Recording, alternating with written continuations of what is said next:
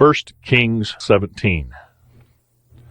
Now Elijah the Tishbite of Tishbe in Gilead said to Ahab, As the Lord, the God of Israel lives, before whom I stand, there shall be neither dew nor rain these years except by my word.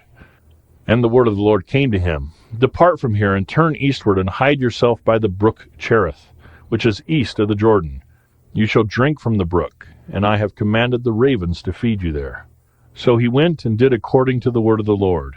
He went and lived by the brook Cherith, that is east of the Jordan.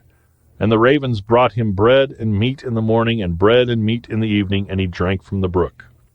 And after a while the brook dried up, because there was no rain in the land. Then the word of the Lord came to him, Arise, go to Zarephath, which belongs to Zidon, and dwell there. Behold, I have commanded a widow there to feed you.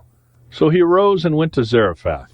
And when he came to the gate of the city, behold, a widow was there gathering sticks. And he called to her and said, Bring me a little water in a vessel, that I may drink.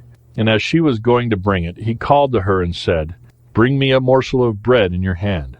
And she said, As the Lord your God lives, I have nothing baked, only a handful of flour in a jar and a little oil in a jug. And now I am gathering a couple of sticks, that I may go in and prepare it for myself and my son, that we may eat it and die. And Elijah said to her, Do not fear. Go, and do as you have said, but first make me a little cake of it, and bring it to me. And afterward make something for yourself and your son. For thus says the Lord, the God of Israel, The jar of flour shall not be spent, and the jug of oil shall not be empty, until the day that the Lord sends rain upon the earth. And she went and did as Elijah said, and she and her household ate for many days. The jar of flour was not spent, neither did the jug of oil become empty, according to the word of the Lord, that he spoke by Elijah.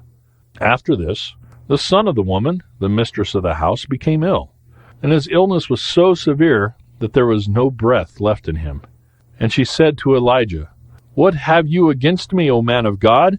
You have come to me to bring my sin to remembrance, and to cause the death of my son. And he said to her, Give me your son. And he took him from her arms, and carried him up into the upper chamber where he lodged, and laid him on his own bed. And he cried to the Lord, O Lord my God, have you brought calamity even upon the widow with whom I sojourn, by killing her son? Then he stretched himself upon the child 3 times, and cried to the Lord, O Lord my God, let this child's life come into him again.